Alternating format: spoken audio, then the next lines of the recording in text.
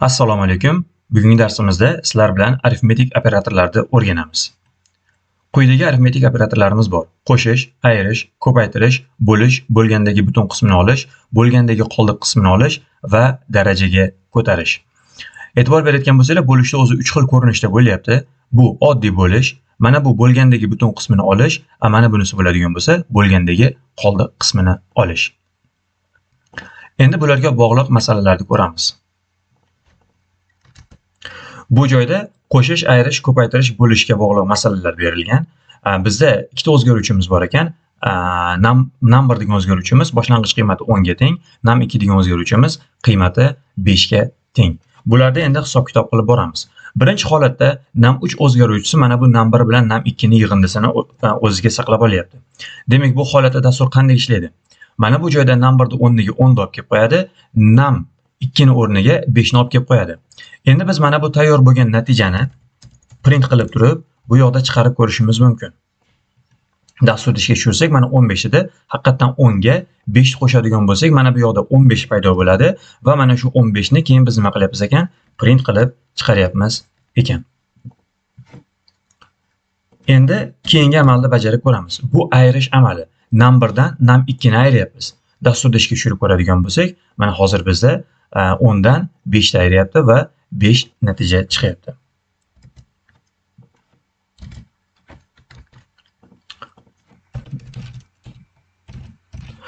Keyingi ko'radiganimiz ko'paytirish. Shu joyda noto'g'ri ketib qolibdi. Mana bu num2 bo'lish kerak edi. Pastda ham noto'g'ri ketib qolibdi. Bu yoqda ham num2 bo'lish kerak edi. Demak, numberda num2 ga ko'paytiryapmiz, ya'ni 10 da 5 ga ko'paytiryapmiz. Dasturda ishga tushirib ko'radigan bo'lsak, 50 bo'ldi. Keyingisi bu bo'lish. 10 da 5 ga bo'lyapmiz. Dasturda ishga tushirsak 2 0 chiqarib beryapti. E'tibor berayotgan bo'lsanglar, bundan oldin har bittasini hisoblaganimizda qayd etgan natija int tipida qayd etgan edi. Nima uchun? Chunki qatnashayotgan sonlarning ikkalovi ham int tipida. Agar ikkovi ham int tipida bo'ladigan bo'lsa, mana bu holatlarda qaytadigan natija ham int tipida bo'ladi. Lekin bo'lishda sonlardan ikkovi xoh float bo'lsin, xoh int bo'lsin, ahamiyati yo'q. Baribir qaytadigan natija float tipida bo'ladi ekan. Shu narsani eslab qolishingiz kerak bo'ladi. Yaxshi. Bunga bog'liq misolni ko'rib bo'ldik. Endi keyingisiga o'tamiz. Mana bu joyda biz oddiy bo'lishni ko'rgan edik. Endi bo'lishda narigi ikki xil usulni ko'ramiz. Bu holatda nima bo'lyapti? Number degan o'zgaruvchimiz 20 qiymatini saqlayapti, num2 degan o'zgaruvchimiz 6 qiymatini saqlayapti. Bu joyda ham buni num3 deb qo'yaylik-da o'zgaruvchini, bunisini izohga olib turamiz. Birinchi bo'lib bo'lgandagi butun qismini olishni ko'ramiz. Bo'lgandagi butun qismini olish nima degani? Bu degani, hozir biz 20 ni 6 ga bo'ladigan bo'lsak, mana shu 20 ni ichida 6 talikdan nechta bor degani. Hisoblab chiqadigan bo'lsak, 6 ga 6 ni qo'shsak 12, yana 6 ni qo'shadigan bo'lsak 18 bo'ladi. Mana shu yerda hozir 3 ta 6 qatnashyapti. Agar yana 6 qo'shib qo'yadigan bo'lsak, 20 dan oshib ketadi. Demak, bilamizki, biz oddiy hisob-kitob qilgan paytimizda 20 ni ichida 6 talikdan 3 ta bo'lar ekan. Lekin bu narsani dasturda ichida qanday hisoblab olar ekanmiz? Uni hisoblash uchun mana bu ikkita qoldiqli mana bu bo'lib butun qismini topish belgisidan foydalanar ekanmiz. Num3 ni chiqarib ko'radigan bo'lsak, mana 3 deb chiqarib berdi. Bu degani hozir 20 ni ichida 6 talikdan 3 ta bor deyapti. Mana shu butun qismini topish ekan. Endi qoldiq qismini topishni ko'ramiz. Endi bizga aytayaptiki, mana shu 20 ni ichida 6 talikdan 3 ta bo'ladigan bo'lsa, yetmayotgan qismi qancha, ya'ni qoldig'i qancha qolyapti? Haqiqatan biz hisobladik, 18 gacha hisobladik, to'g'rimi? 6, unga 6 ni qo'shsak 12, yana 6 ni qo'shsak 18 va 20 ga qancha yetmayapti? 2 yetmayapti. Mana shu qolayotgan qoldiq. Bu degani endi 20 ni 6 ga bo'ladigan bo'lsak, butun qismlari chiqib ketadigan bo'lsa, qancha qoldiq qoladi? Qoldig'ini topish uchun foiz belgisidan foydalanar ekanmiz. Dasturda ishga tushirib ko'radigan bo'lsak, mana 2 deb chiqarib berdi. Haqiqatan 2 qoldiq qoladi. Va bu hisob-kitobda mana bu holatda amalga oshirishimiz mumkin. Masalan, 6 plus 6 plus 6. Ya'ni 3 ta 6 ni qo'shsam bu 18 bo'ladi. Plus va mana bu qolib ketayotgan 2 ni qo'shadigan bo'lsam, jami 20 bo'ladi. Demak, tushunib oldik. Bizda bo'lishning 3 xil ko'rinishi bor ekan. Bu oddiy holatda bo'lish, mana bu bo'lgandagi butun qismini topish, mana bunisi bo'ladigan bo'lsa, bo'lgandagi qoldiq qismini topish ekan.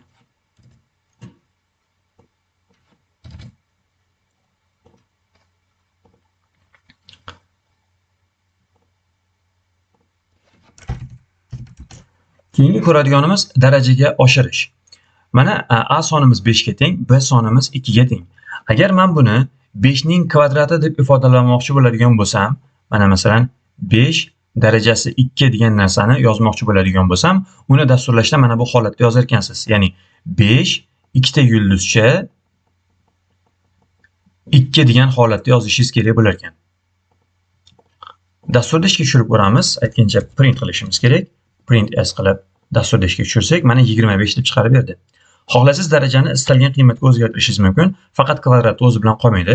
3-daraja deyishingiz mumkin yoki mana bu qiymatni ham o'zgartirib ishlasangiz bo'laveradi. Bu darajaga oshirish edi. Endi sizlar bilan yana bitta misol ko'rib olaylik. Bu qanday bo'ladi? Xuddi mana shu ishlaganimizni ozgina o'zgartiramiz. Ya'ni endi bizga aytayaptiki, savatda olmalar bor deyapti. Mana bu o'quvchilar. Demak, savatda 20 ta olma bor ekan, o'quvchilar soni 6 ta ekan. Bizga aytayaptiki, savatda 20 ta olma bo'ladigan bo'lsa, har bir o'quvchi nechtadan olma olishi mumkin deydigan bo'lsa, siz mana bu bo'lish usulidan foydalanasiz. Tushundingizmi? Savatda 20 ta olma bo'lsa, 6 ta o'quvchi bo'ladigan bo'lsa, har bitta o'quvchi nechtadan olma olgan. Unda mana bu bo'lib butun qismini topishdan foydalanasiz. Ishlatib ko'ramiz. Print olma. Olgan deb ram qilib chiqarib ko'radigan bo'lsak, 3 dedi. Haqiqatan shunaqaga to'g'ri keladi. Sizda 20 ta olma bo'ladigan bo'lsa, 6 ta o'quvchiga teng taqsimlaydigan bo'lsangiz, har biriga 3 tadan tegadi. Lekin savatda 2 ta oshiqcha qoladi. Chunki 3 tadan tegadigan bo'lsa, jami 18 ta olma tekkan bo'ladi va savatda 2 ta qolayotgan bo'ladi. Endi dasturda ichida mana shu qolgan qismini ham toping deydigan bo'lsa, unda nima qilasiz? Unda numberni o'rniga olmalarni yozasiz. Olmalarni va bu yoqqa o'quvchilarni yozasiz. Mana bu yoq bo'lsa-chi, qolgan qismi bo'ladi. Demak, 20 ta o'quvchiga 20 ta olmani 6 ta o'quvchiga teng bo'lib beradigan bo'lsak, savatda nechta qoladi desiz, mana shu qolgan qismi bo'ladi. Qolgan qismini ham ko'rmoqchi bo'lsak, bu yoqda qolgan deymiz. Dasturda ishga tushirib ko'rsak, mana 2 ta qolgan deb chiqarib beryapti. Mana shu holatda ishlatsak bo'laverar ekan. Endi bunga doir mustahkamlash uchun topshiriqlarimiz bor. Mana shu topshiriqlarni ko'rib chiqamiz. Birinchisini ishlay olasizlar. Foydalanuvchi kiritgan ikkita sonning yig'indisi, ayirmasi, ko'paytmasi va bo'linmasini hisoblang. Qila olasiz. Ikkinchisi, berilgan ikki sonning o'rta arifmetigini hisoblang. O'rta arifmetik degani, siz ikkita sonni bir-biriga qo'shasizda, uni 2 ga bo'lasiz. Agar son 3 ta bo'lganda 3 ga bo'lishingiz kerak bo'lardi yoki 4 ta bo'lganda 4 ga bo'lishingiz kerak bo'lardi. Ya'ni nechta son qatnashsa, shularni hammasini yig'ib chiqasiz va ularni nechta soniga qarab turib bo'lasiz. Uchinchi topshiriq, sizda 123 ta konfet bor. Har bir do'stingizga 5 tadan konfet berishni xohlaysiz. Nechta do'stingizga butun konfet bera olasiz, nechta konfet ortib qoladi. Bu mana bu olmalar misoliga to'g'ri keladi. Xuddi ko'rayotgan bo'lsangiz, har bitta do'stingizga ya'ni nechtadan tegadi butun qismi va qolayotgani nechta bo'ladi. Keyingisi ham xuddi mana shunga bog'liq, ya'ni mana shu olmalarga bog'liq va 5-inchisi sal boshqacharoq. Bu joyda endi bu ham shunga bog'liq bo'ladi, faqatgina bu yerda endi sonlar misolida berilyapti. Ya'ni sizda 2 xonalik avtobus yo'nalishi raqami bor. Masalan, 73 avtobus. Bu raqamning o'nliklar va birliklar raqamini alohida toping deyapti. Mana 73 deb oladigan bo'lsak, o'nliklar va birliklar mana bu yoqdagi xona birliklar xonasi bo'ladi, mana bu o'nliklar xonasi bo'ladi. Raqamlarni alohida qilib olmoqchi bo'ladigan bo'lsangiz, sizga 7 kerak bo'ladigan bo'lsa, mana shu 73 da mana bu holatda bo'lasiz. 73 butun qismini topasiz 10 ga bo'lganingizda. 10 ga bo'ladigan bo'lsangiz, butun qismini topish orqali butun qismi 7 ta bo'ladi. Chunki 73 ning ichida 10 talikdan 7 ta bor. Bu mana 7sini ajratib oldik. Endi sizga 3ni ajratib olish kerak bo'ladigan bo'lsa, ya'ni 3 raqamni ajratib olish kerak bo'lsa, unda qoldiqli bo'lasiz. Ya'ni 73 ni qoldiqli bo'lasiz, yana 10 ga bo'lamiz. Bu degani 73 ning ichida 10 talikdan, ya'ni 73 ni 10 ga bo'lib yuboradigan bo'lsak, qoldig'i nechta degan ma'noni beradi. Qoldig'i 3 qoladi.